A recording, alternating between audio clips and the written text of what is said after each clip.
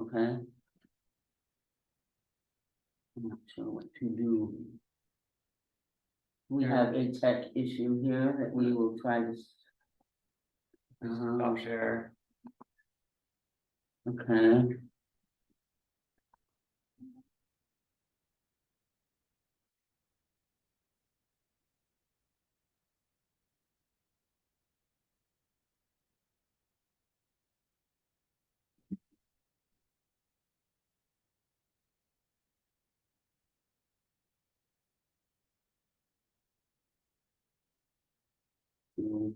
What's wrong with that?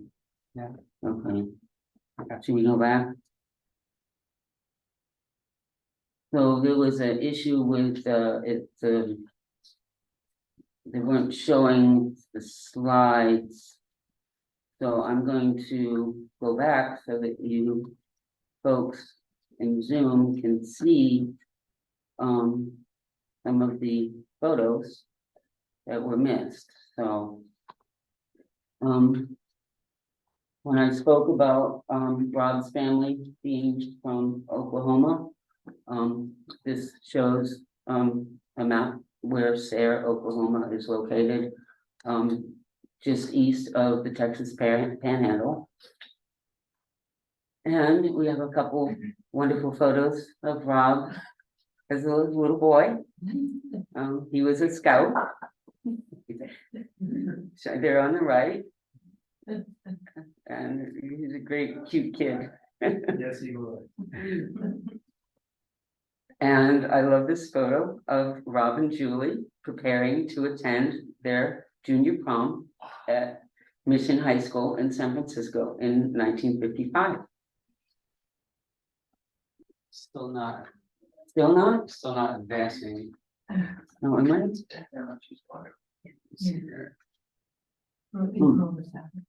Okay, we're still having technical difficulties here. All right, now It's okay, Pat. Now it advanced to the prom picture now. Okay, we got the prom picture. Okay, good. Yeah. Good. Thank you for your feedback, Sarah. Okay. Okay, and here we have a 18-year-old Rob in his Marine uniform.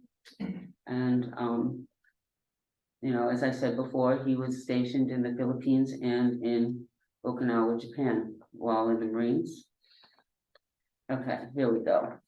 Will everybody seeing the slide, the photo of Rob with Rebecca and Toby? Great, okay. Okay, so in 1961, he was discharged from the Marines and returned to California, where he and Julie got married. And they had 2 children, Rebecca and Tobias. And before becoming an archaeologist, he was a truck driver. And Rob and Julie put each other through college, and Rob earned degrees at San Francisco City College, San Francisco State College, and UC Davis. So, okay. There we go. So Rob's interest in the subject of archaeology developed when he took a class at San Francisco City College, and his enthusiasm expanded during his studies at San Francisco State. And there he worked with Adán Treganza, a well-known and charismatic archaeology instructor who trained and mentored a number of young Northern California archaeologists before his untimely death of a heart attack at age 52 in 1968. And Rob was at San Francisco State with a number of other well-known archaeologists, including Tom King and Mike Morata. So Rob was also very interested in anthropologic photography. And for a while, he wasn't sure which way he was going to go. But I'm glad he decided on the archaeology. So Rob really became committed to the field of archaeology during a summer he spent working at Fort Ross as a park aide. And he spent time on the Stewart's Point Rancheria of the Kashaya Pomo Native American group in northwestern Sonoma County.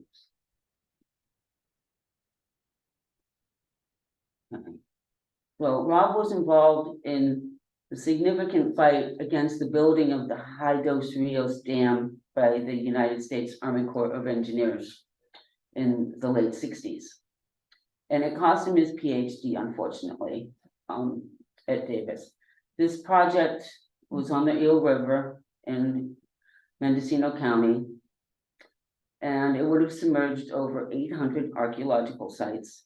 And also it would have evicted almost 1,500 remaining Native American residents of Round Valley.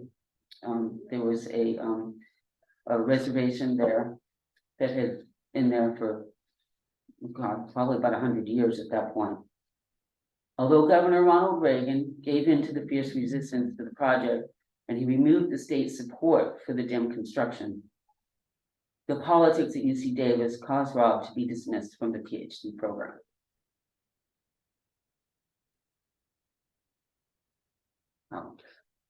In 1971, Rob and Julie were both hired to teach at Cabrillo College. Rob in the anthropology department and Julie in the early childhood education department, and they moved to SoCal. At Cabrillo, Rob founded the Archaeological Technology Program. Over the years, the Cabrillo College Archaeology Technology Program, also known as CCATP, worked with many organizations, such as the United States Forest Service, the Presidio of San Francisco, the National Park Service, California State Parks, and the Bureau of Land Management.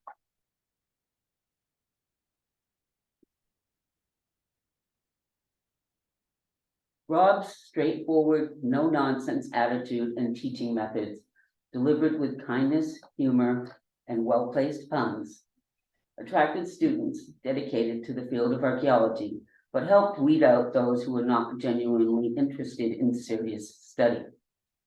He became a father figure too, and mentored many young archaeologists, always willing to give advice and guidance when requested, and sometimes when not requested.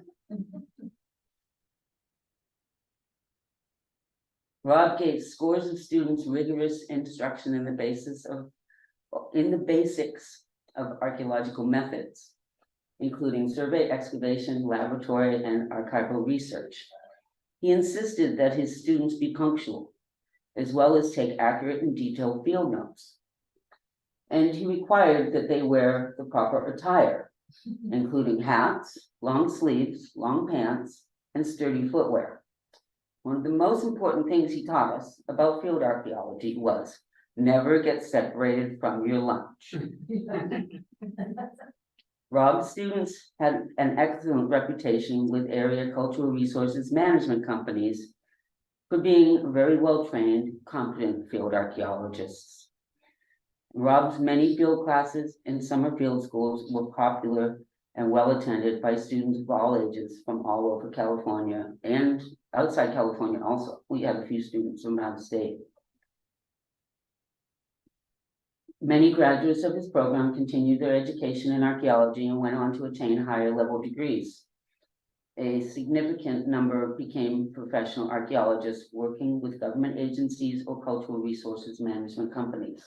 And some taught archaeology at California colleges and universities.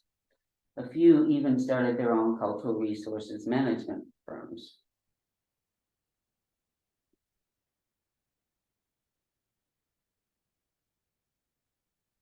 As a strong advocate for Indigenous people, he staunchly believed in the importance of the inclusion of representatives of Native communities in the development of archaeological methods and laws and practices. He highly respected members of local Native groups and was friends with many Native Americans all over California, but especially in the Santa Cruz County area.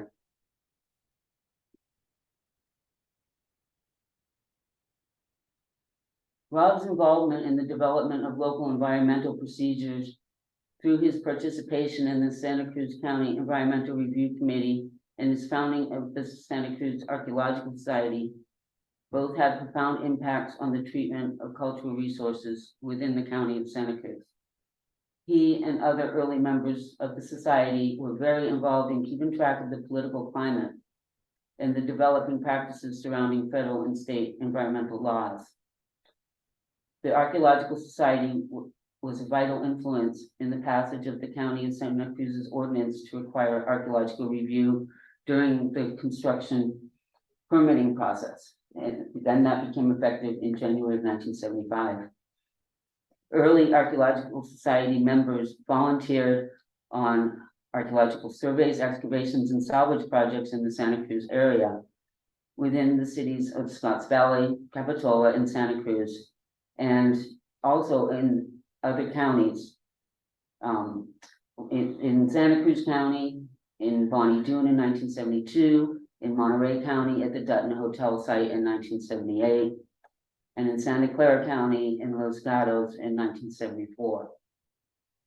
Santa Cruz Archaeological Society members organized the volunteer salvage programs at 2 sites near Watsonville, at the Valley Catholic Cemetery, CASCR 44 during the summer of 1974, and at the Lee Road construction site, CASCR 107 in 1975, where a permit had been granted without the archaeological survey having been done.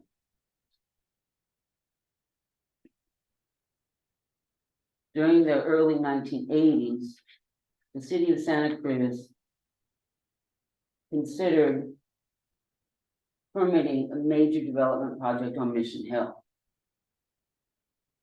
Under the direction of the Cabrillo College Archaeology program, the Archaeological Society members, along with Cabrillo students, participated in multiple years of salvage excavations at the site of the lost adobe, which was a previously unknown adobe building that was once part of the Santa Cruz Mission complex.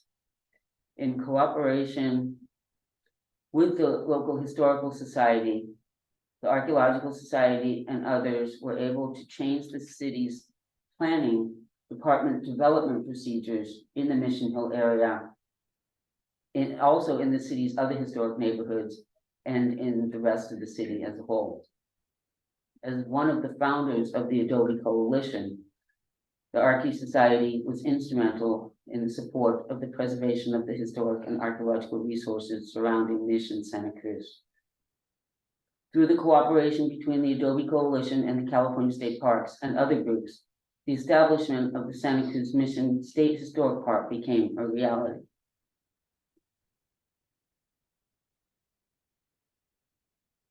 In 1981, the city of Scotts Valley deliberately bulldozed a very old and very significant pre-contact site dating back to approximately 10,000 years before present for the construction of a parking lot for a new city hall building.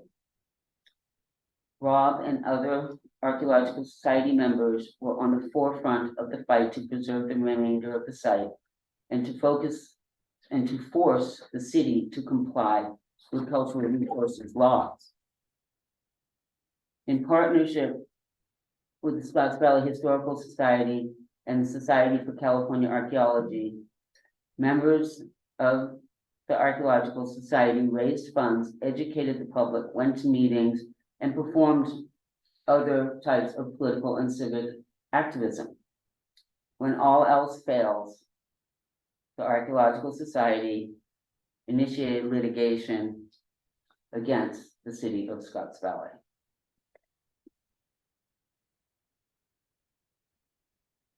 The Archaeological Society recruited a group of volunteer professional archaeologists to lead a salvage excavation and to assist with the study of the resulting data.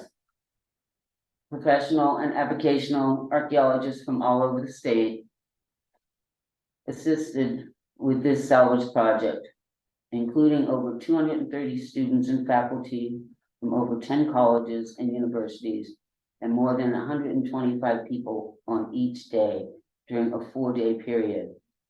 Enough data was produced to verify the importance and the age of the site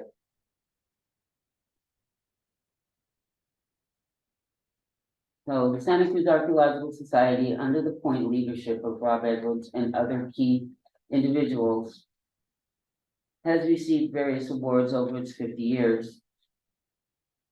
The Santa Cruz and Scotts Valley Historical Societies, the Santa Cruz County Board of Supervisors, and the Society of California Archaeology, and the state of California have all recognized the Santa Cruz Archaeological Society for its work in historic preservation and its significant efforts towards the conservation and care of Santa Cruz County's cultural heritage.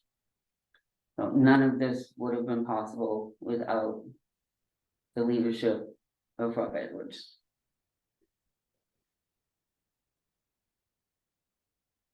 Well, Rob retired from teaching in 2008, but stayed involved in local and state archaeology until his death in 2023.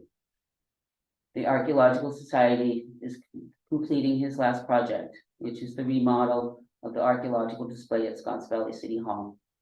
He was a great man, and I am very sad that he is gone. So that concludes my slideshow presentation. And I hope everybody has some stories to share. The story I would like to share, it was in the newsletter, but it's my favorite story about Rob. And when I was in field school at Cabrillo in 2005, we were in the big white Cabrillo College vans that we took everywhere to survey locations and to our excavation locations. We took them to conferences, and so we were down doing survey work near King City and in a place called the Indians. And we were in the van, and I had heard that Rob was a little bit of a crazy driver, so I kind of avoided riding in his van. I would ride with Shar or one of the teaching assistants if possible. And one day he just looked at me and he said, "Pat, get in my van over there." So I was like, okay, I guess I don't have any choice this time. So we're down near the Indians, and he decided for some reason to go off kind of cross country in this big white van. And we're going through the grasslands and the oak woodlands, and everybody's kind of bouncing around a little bit, and went over an especially large bump. And this guy, Gavin Raiders, he hit the roof. So somebody said something, or and he slowed down. Rob slowed down a little, but not very much. and after that, we got back to the dirt road. But he was a very good driver, and I never was afraid to ride with him after that. And it's probably because he spent so many, spent years driving a truck, that he was an excellent driver. And we took those vans everywhere for many years. I was driving through the parking lot at Cabrillo a couple weeks ago, and I saw one of the trucks that still had a archaeology bumper sticker on it. So Rob used to make sure that all the vans had bumper stickers, Archaeology Society bumper stickers. So anyway, that's my favorite story to share about Rob. So who's next? Don't be shy.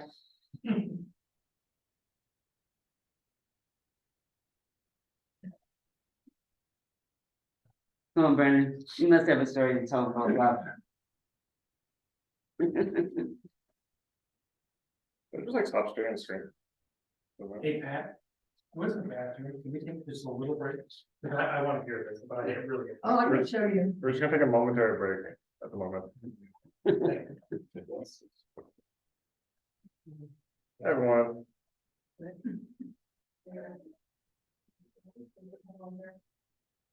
I should just stop sharing screen at this point.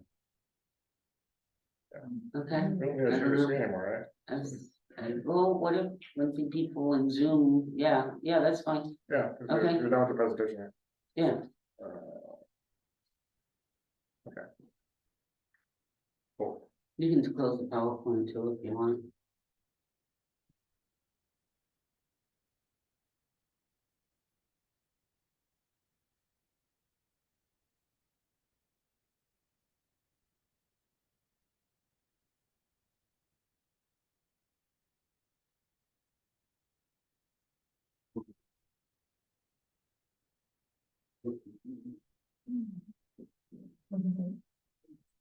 Yeah, we're Zoom friends to go get a snack. I know. If you wanna go get a snack or use the restroom, now's a good time, because we're doing the same thing like over here, just a heads up.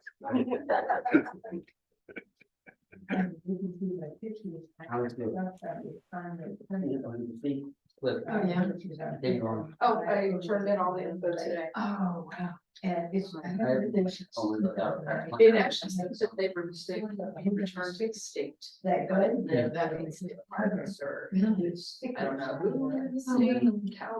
Almost like kind of like shaded, like, because like the I have. almost darker compared to this TV screen. Uh-huh. I think it's just like the computer camera, like trying to like the contrast. You know, computer that was here. Well, I don't think I wrote. Oh, I see. I like it, so the screen is so much brighter behind me, and I get.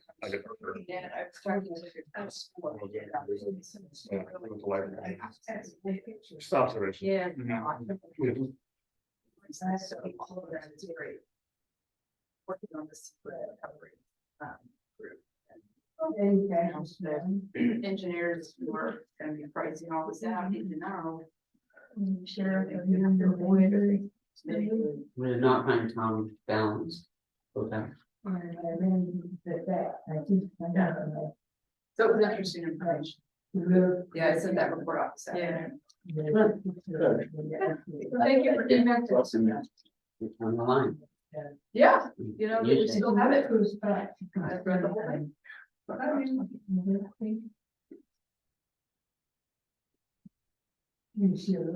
I just want to know. Am I? I'm gonna. Good. I'll read the. And Julie last.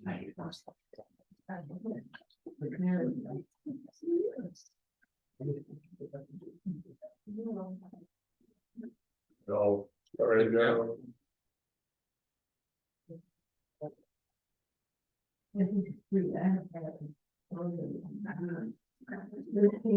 Okay, this is it. Good, like, cool. So yeah, I have a really short story, because I did, just give a heads up about me, I did, Rob's, What's your name? oh, my name's Brandon. I did Rob's field school, at least the survey and the, excavation in 2007. And then, I forget why, but I did the last class the year after for some reason, but, yeah, by then it was a different teacher. But mostly, I think the one thing that really stood out to me, I remember being like the introduction to the field school. And I was talking about like my interest and love of like Roman archaeology. And I still to this day remember that Rob was telling me at least when we're gonna be studying the missions, that a lot of the Spanish missions, like in some ways it was kind of Romanesque. And I could learn, at least by like the descendants of Roman archaeology or Roman architecture, like from the Spanish mission. So that's still stuck with me. But yeah, just like lots of, I mean, these aren't necessarily like Rob related stories, but I just remember like when he took us to go dig in the at the San Francisco Presidio. I just remember like digging through the adobe and just the hand shock of the pick hitting the melted adobe. It was amazing. It was fun. It was tiring. I just remember my hands like hurt a lot, like after at the end of that season. But yeah, like Rob, like he would have us like just meet with the public, especially when we had these little rotations in the field school at the Presidio, and we would engage with the public and just kind of talk to them like as they're like walking by, like the things we were doing, the stuff we found. And so yeah, to this day, like now I'm I'm involved with the Archaeology Society too, with SCAS, as a membership director. And he was really, I remember when he found out, like he was really excited that I was getting involved as well too. Yeah, it's my story. Thanks, Brandon, for sharing. Okay, so. We have our society president, Karen Johansson. Have to read because I'm a terrible public speaker. And if I don't read, I start telling jokes. And not everybody gets my jokes, so. I thought I'd spare. You can tell jokes too. Yeah, well, I don't know. Anyway, I was realizing, hearing the stories, the driving thing. I could not believe what it was like to be in a van with Rob. It was, I got used to it because I went on quite a few field trips with him in the classes that I took, so that was pretty fun. I will tell one story before I kind of read my shtick here, but so I managed on a field trip on a weekend, I managed to oversleep. And this is not something that you ever do when you're getting ready or you're going to go on a field trip with Rob. So I flew out of bed. I just was totally, discombobulated. I put on clothes. I got in the car. I rushed. I parked up at Cabrillo, like 2 levels above where the van was still waiting for me. And he jumped out of the van as I was jumping out of my car, and he goes, "Julie Olsen, get down here. We're waiting for you." And it was, majorly embarrassing. But anyway, I got into the van and I said, "I'm so sorry, I can't sit in the back. I get car sick." It was okay. Somebody traded with me. So that was really nice, but anyway. He waited for you. He did. I mean, I don't know Most how, people he would just left. I don't know how, well, I mean, I think it was like pretty darn close, but anyway, scared me, but also over the years also endeared me to him, so, or him to me, I guess. Anyway, I don't have a lot of stories about Rob, but as much as I have kind of an archive of memories of him. Classes at Cabrillo, energetic, very regimented field trips, but really engaging and exciting. I remember hiking up these mountainous hills and like being at the very end of a group of people and him just plowing past, like going 1,000,000 miles an hour. I was always in the small group at the end of the line. I think maybe I occasionally would hear "keep up." But I also always kind of heard a smile in his voice, and I'll always remember that. I think I met Rob in 2004 when I signed up for an anthro class at Cabrillo, and it was in the shared downtown space that Cabrillo had with UCSC. And it was an introduction to cultural anthropology. And I was, I hadn't been to school for like a really long time. I also had come from San Francisco. I had gone to San Francisco State. I kind of went to a lot of colleges before I kind of figured out that I would go back and do this. And anyway, it was an intro to cultural anthro. I was really nervous to go meet him and talk to him. So it took kind of a few false starts. I remember getting in line and like waiting to go up and talk to him. And anyway, I walked up to him and he just kind of looked at me and smiled and said, "So what do you want to talk about?" Anyway, I ended up taking many classes from him and then moving to a really serious return to school. And he was really instrumental in that. I got into SCAS because of Rob, and I can't quite put my finger on it, but the way I think about him is that he was informally persuasive. You know, he was really approachable, and he was very engaging, and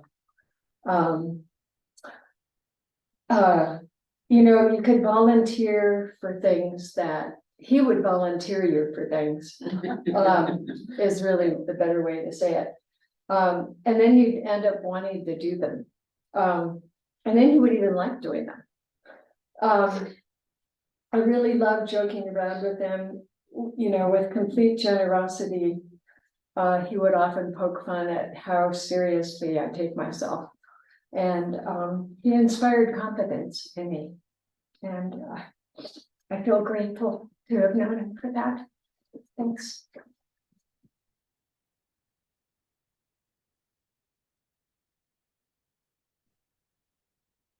Thank you so much, Karen, for sharing that.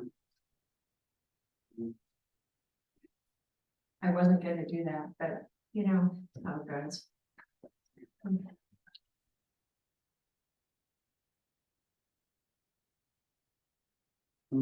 Somebody else? Kevin? Hey, it's gonna be short, because, you know. So I joined, and before joining Speak the, up just a little. okay, before joining the Archaeological Society, I took one of his courses, Intro to Archaeology in 1985. It was, how many years ago is that? In close to 40 or so, no, yeah. But it just came out from California a year before. Sort of my family had sort of fragmented, and I was sort of running around trying to sort of reconstruct my life, and ended up, it was the second class I took at Cabrillo, and it answered my interest in archaeology. It sort of evoked a long interest I had, and from there I took his course there, and then the next winter semester I took a field course. I was taking over the Mission Adobe site. It was the angled adobe. It was a lost adobe structure that no one had known about until they did some sounding there. And from there, I took at least 2 more classes, Wilder Ranch and also at UCSD in 1989. The first course, of course, I was always asking questions. There was always something different. And it was this one, my person who was helping, I was excavating a unit there, and the person was really agitated, wanting to know what this red rock was. And sort of a red, you know, rock looked very different, maybe it had been an artifact. And so I went over to Rob and I asked him, gave it to him, and I sort of didn't think it was anything. And then he picked it up, he looked at it, and then I saw his eyes widen. I mean, like I was saying to myself, okay, is this something really significant? Maybe I missed it. Maybe my unit partner had something there. He looked over there and he said, oh, there's a technical term for this. It's called a walk. And I said, walk? What was it used for? To hunt rabbits.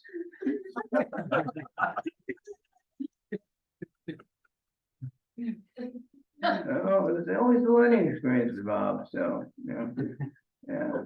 When I was taking last, actually it was the last field course I took, was they were doing a lithic reduction site on the UCSD campus. It was an area where the indigenous inhabitants would take the chert that had been imported other places and sort of reduce it to more manageable things to be made into tools, and wasn't a habitation area by any means, but it was where College 9 and College 10 are currently, and so part of the mitigation process before they bulldozed it over and constructing College 9 and 10 was to to excavate and take out there. So it was involved with that, and it was in fall of 1989, and once we've basically completed it, the final date we did was Saturday, the 14th of October.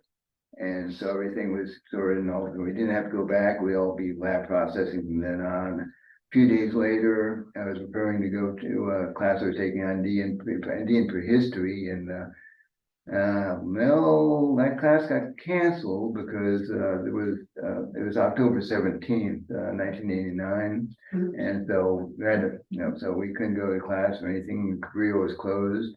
However, the Saturday afterwards, Rob wanted to get some of this material processed. He was already wanting to get this, then that would be in the next day of the weekend. And so we just said, if people felt comfortable, come to his house. He brought the material over, and we spent the morning and the afternoon processing that material. And it was definitely a little more informal than the normal, class, but it was one of the things I remember. And I think part of the reason behind that, I know he wanted to get this thing done, get the class completed, process the material, but he realized that a lot of us were sort of shell shocked from the event. I'm not sure how many of you were around during that time here in the county when this occurred, but he basically wanted to just make the best way to keep us from getting really too rattled or too introspective was to bring us in if we could, and it was fun. And we ended up spending it was sort of the morning we processed things, the afternoon we processed things, and then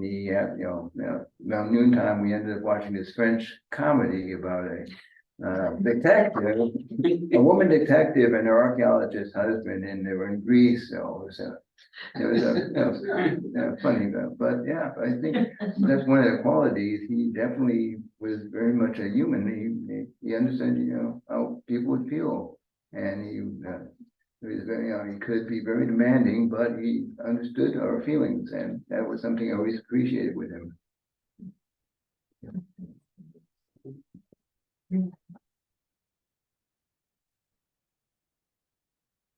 Thank you so much, Kevin. Anybody else? Audience? Okay, thanks, John.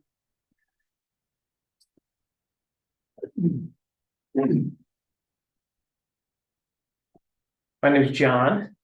I work for DUDEC now, but I have been associated with the ATP program for quite a while. And I wouldn't have been had it not been for a phone call that I placed to Rob it must have been about 2009, right towards the end of his tenure. I was working as a planner for the county of Santa Cruz at the time. I was a bit dissatisfied with my career path, and I wanted to make a change. And so I was looking around at community college courses that might help me decide what I want to do. And I came across this architect thing, archaeology. And I made a couple phone calls, and one of them was to Rob. And I said, I'm looking for like a new career path, and what can you tell me about this project? And I had a couple of questions about some specific classes, and he was so welcoming to me. And he said my city planning background would help me in archaeology because CRM and all of its connections with the permit process and so forth. And he was very encouraging. I didn't end up taking the class that term, but I did take the class the next term, and it was the last of that section he ever taught.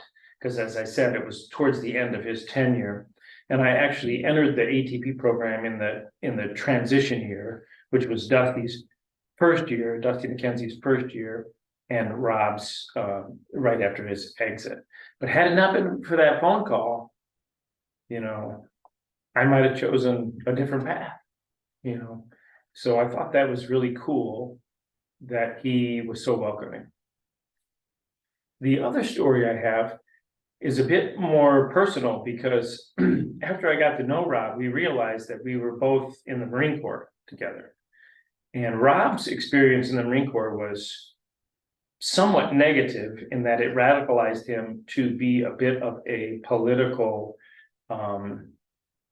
opponent of some of the policies of the United States. My experience in the Marine Corps was rather positive, and we talked about it privately because it wasn't something you would discuss in class, obviously.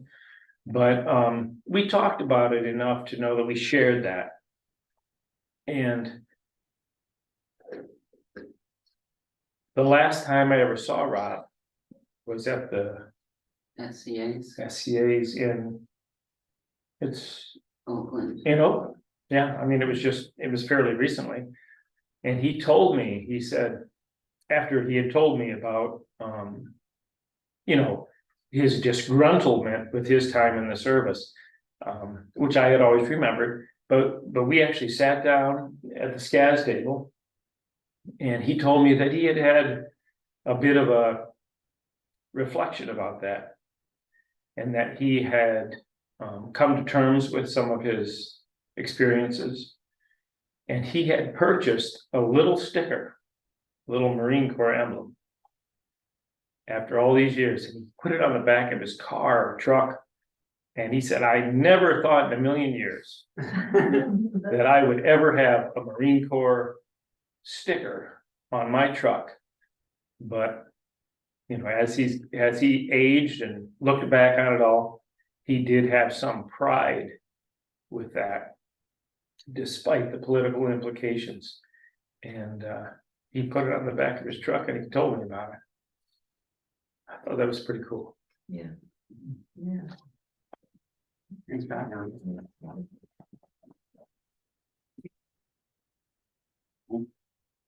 Thank you for sharing that, Tom.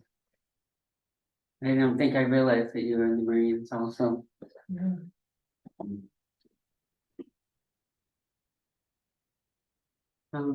you have anybody else who'd like to come up and say a few words? Does anybody on Zoom want to speak? That's fine. How about on Zoom? There too. We'd welcome to hear your story, your memory.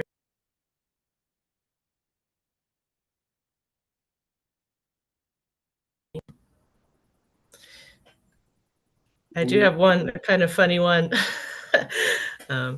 about the driving, the Cabrillo van driving as well. Wasn't sure if I wanted to share this one because I didn't ever take any classes with Rob. When I did take a class at the Cabrillo Technology program, it was with Shar. It was like the data management or something like that. But as part of the class, we did go to the Society for California Archaeology meeting, and it was down in Riverside, where I grew up. So, you know, I was in my early 20s and, you know, just a poor student at the time. And so I hitched a ride with them down, but I wanted to stay with family. So I decided to, well, I guess that, you know, they weren't very close to the Riverside Mission Inn where they had the conference. So I had to rent a car. And so I didn't realize at the time that Rob used to run tour groups.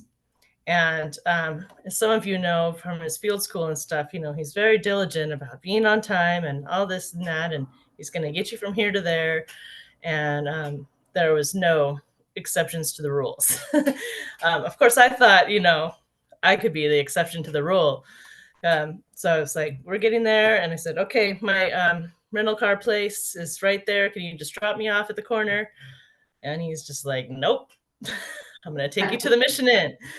I was like, but we're going to drive by it in like 2 blocks. Can you just slow down? Like, just let me out. I'll just, you know, jump out. I'll meet you there, you know, do my thing, get there.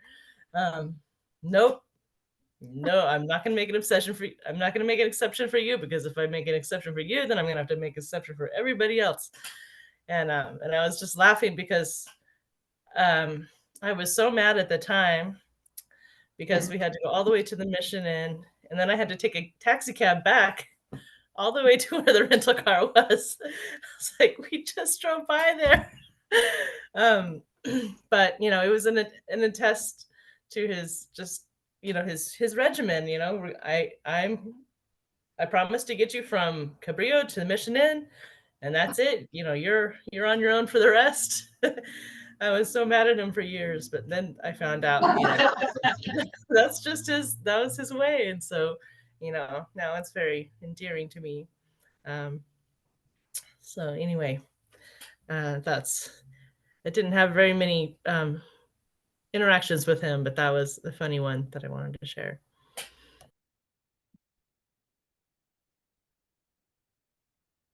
Thanks, Sarah.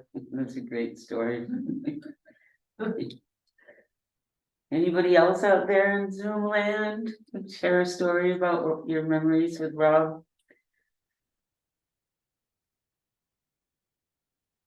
I'd like to say something, Pat. Okay, thanks, Julia.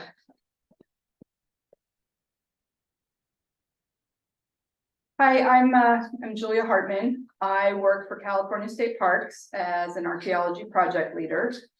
And I really didn't know Rob personally. I saw him, you know, he obviously always had people talking to him, and I saw him at meetings here. But so this is more about Rob's legacy than the man himself. We have many of Rob's collections from his field school at State Parks. And I was working on a report and I needed to verify some information. I had some conflicting data. So I went into the lab and I thought, how am I gonna figure this out? What am I gonna do? And I opened a box. It was one of those Rubbermaid boxes and it was filled with student field notes. And I thought, okay, let's start there. Maybe we can get the information we need. It was so interesting. I ended up taking the box home over the weekend to read the student reports and how thorough they were. But what struck me about Rob were the comments in red on the papers. So, I mean, there was a lot of, you know, great job, good data, but the things that said things like enough with the poetry. They were talking about how the wind was blowing and the squirrels running through the fields and on the report, or no bad language, you know, things like that. And I just thought that there were hundreds of pieces of paper in this box, how dedicated he was to his students to actually be reading all of this and then commenting back to the students. So I was really impressed with that. I just wanted to share that.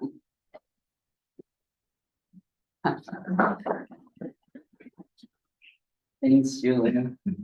That's totally Rob's legacy, you know. He trained so many archaeologists and everybody learned how to take excellent notes. Yeah. In Rob's classes. So, anybody else out there want to say a few words? Talk about a funny memory or some way that Rob touched your life, did something special. Hi, Pat. It's Meredith on Zoom. Can I say something really quick? Yeah, please do. Hi, Meredith. Hi, I'm Thanks for sorry I'm joining late. Hands full with that little rambunctious 2-year-old. Yeah.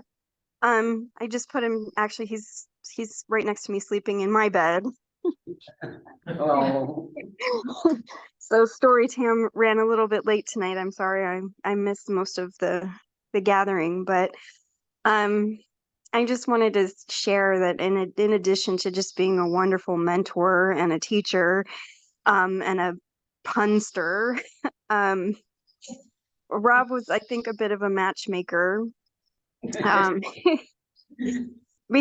Because I met my husband James at field school, and when we started dating, I think we felt like we had to keep it a secret from everybody. I mean, field school was over, but when Rob finally found out, all he had to say was, "I love it when that happens."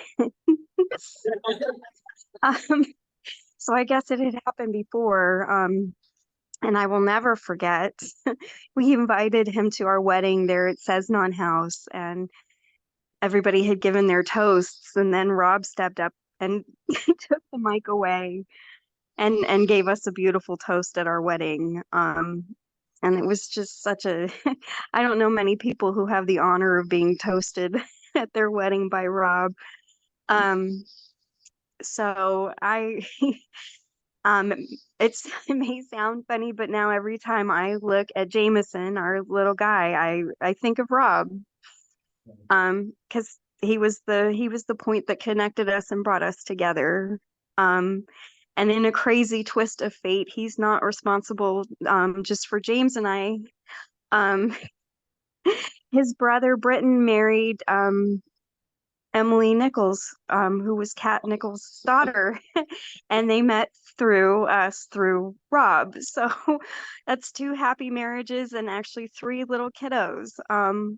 All because all because of Rob and the Cabrillo Architect program. So I miss him a lot, and I have a lot, but I see him every day in my child, and that makes me really happy. So thank you for doing this, Pat, and I'm gonna stop talking before I get too emotional. Thank you so much for sharing that, Meredith. That's so special. He was a very special man, very special to so many people. Anyone Well, else share? one more thing I just wanted to mention, as a local archaeologist, and I'm sure a lot of you out there, Pat and Ryan and John and all those who work in CRM, see Rob's reports and his site records over and over and over and over and over again. And, we're just reminded of the vast work that he has done, the huge contribution he's made to Santa Cruz archaeology, Santa Cruz County archaeology. And, I think we're all just, it's all up to us to continue his legacy and to finish his projects and, take everything to the next level. Look at all the data that he's collected, and, he's going to live on in our work for ages and ages, right? He's built his own legacy. Yeah. Does anybody else have something to say? I know Julie wanted to say something at the end as well. Anybody else?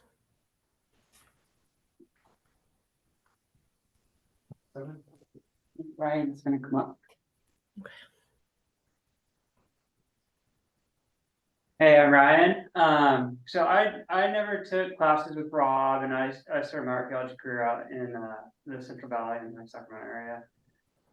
And but the first thing I remember learning about him was going to the SCA meetings, and there would just be a mob of Cabrillo students going around and interviewing everybody and stuff. And like, who are all these people? And I think that just was kind of a attest to his dedication. I mean, just as we mentioned, like doing all these field trips and stuff. It's like, and then all the like the volunteer excavations, like that Pat mentioned. That's someone who just really has archaeology in their heart and really going above and beyond of what an instructor at junior college needs to do. So it's really for the love of archaeology and to train all the students that he's trained over the years, like the decades, and to give them all that rigor. As mentioned about commenting on people's field notes and stuff. You can just really tell that he just really loved archaeology and really wanted to give it away and make and he made a huge contribution to California archaeology, I think, with all the people he trained and just just all that stuff. So I think that I just really met him more personally like a year ago or so, but of course I knew him for a long time, and it's nice. I'm glad to have met him, and I could just tell, talking with him, just the wealth of knowledge and experience that he had. It was really cool, and it's definitely a big loss, his passing. But he definitely has a huge legacy that he built and he's left here in California. Thanks.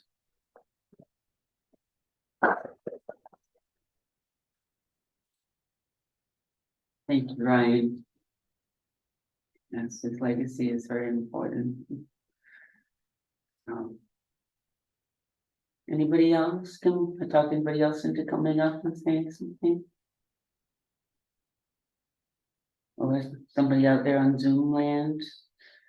Anybody else want to say something? Julie said you wanted to say something. I'm very touched that you have done this tonight. It means a lot to listen to you, and I'm really grateful. And what I wanted to say was how important SCAS was to Rob. Been talking about how important Rob was to you, but the Archaeological Society meant so much to him. He deeply believed in public education, and that if we could, if there was a way to get people to think about other human beings, people who are different from them, think about the past, and to think about careful work and the work that goes into creating new information, that was something the whole public should have. That it wasn't something just to sit in a college or to be read in a few reports, but that everybody needed to know the history of where they were and where they're, and SCAS was the place, that's where the community came together, and he worked with the Historic Society, and the years of putting on the mission fiestas as a way of doing this big public education around what was up on Mission Hill. It wasn't just the church and the mission that was there. There was a whole village of indigenous people who lived there, and that's as important in our history. And that kind of focus on all the volunteer work that happened with SCAS, it was lifeblood to him. And his students were lifeblood to him. How many of you who are talking tonight went on to make your work life around this really important way of understanding the world. And it meant everything to him. I've gotten a lot of notes from people about thanking Rob for being their mentors and helping them getting started professionally. It's a two-way street. It also meant for him, yes, what I've been trying to do with my life is working. And so I'm deeply grateful to you all. And I think what you said, Sarah, is absolutely right. Y'all carry on the work. That's what he really wanted, and that's what you're doing. And that's what really mattered. So I thank you. And I've been sitting here sniveling and sniffing while you've all been talking. So Thank you, Julie, so much for coming, joining us. Pat, would you like to talk about the next meeting, the next presentation? Our next meeting, and I can't remember the date off the top of my head. It would be November 8th. November 8th. We will have Christina Roper Graber. November 9th. Sorry. November 9th, okay. So November 9th, Thursday, November 9th, Christina Roper Graber, who I believe was also one of our students. I know she used to live in Santa Cruz. She is now teaching at Cal State Fresno, and she will be giving our presentation next month. So Is she gonna come live, or will that be over Zoom for that one? it will be live, but I believe we will do a hybrid also for these folks. Definitely. Don't live close enough. That's one thing COVID did. It was help us to communicate and be in touch with people over longer distances.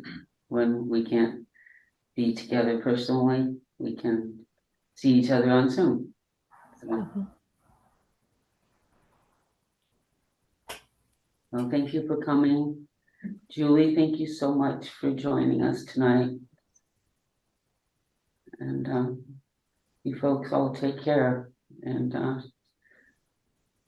cherish the people you love. Okay. Thanks, Thank you. Thank you. Thank you, Pat. Good night.